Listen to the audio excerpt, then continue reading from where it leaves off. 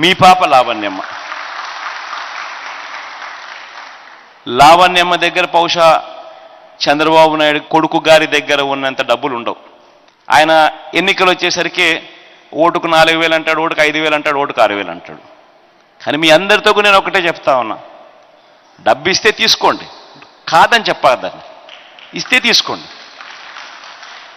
కానీ ఓటు వేసేటప్పుడు మాత్రం గుర్తుపెట్టుకోండి, ఎవరికి ఓటు